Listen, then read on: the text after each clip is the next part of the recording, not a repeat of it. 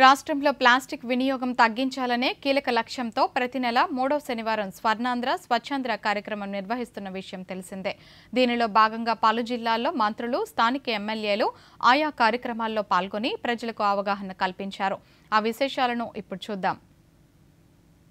స్వచ్ఛాంధ్ర కార్యక్రమంలో భాగంగా కృష్ణా జిల్లా గుడివాడ నియోజకవర్గంలో స్థానిక శాసనసభ్యులు వెనిగండ్ల రామ్మోహన్ స్వచ్ఛ గుడివాడ పేరుతో కార్యక్రమం నిర్వహించారు.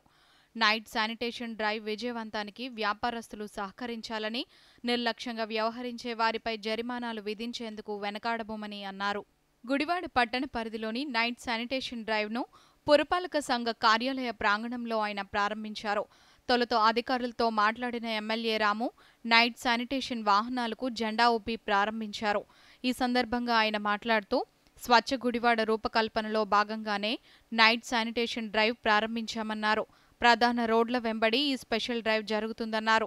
ఈ కార్యక్రమంలో municipal commissioner S Manohar, assistant commissioner Srinivas తదితరులు పాల్గొన్నారు.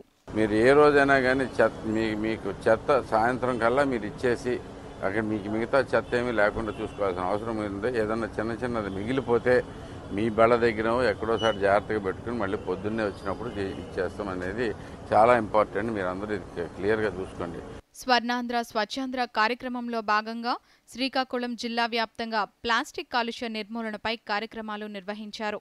ప్రతి గ్రామం, వార్డు, మండల స్థాయిలో ప్రజల భాగస్వామ్యంతో అవగాహన కార్యక్రమాలు చేపడుతున్నామని శ్రీకాకుళం నగరంలో పిఎస్ఎన్ స్కూల్ ఆవరణలో ఈరోజు నిర్వహించిన కార్యక్రమంలో ప్లాస్టిక్ రహితంగా పరిసరాలను ఉంచుకునే విధానంపై ప్రజలకు అవగాహన కల్పించారు. అలాగే ఈ ప్రాంతంలో ఇక్కడ గ్రౌండ్ డెవలప్మెంట్ కానీ ఇక్కడ ఈ జంగిల్ మాదిరిగా ఉంది, ఇవన్నీ క్లియర్ చేస్తాం.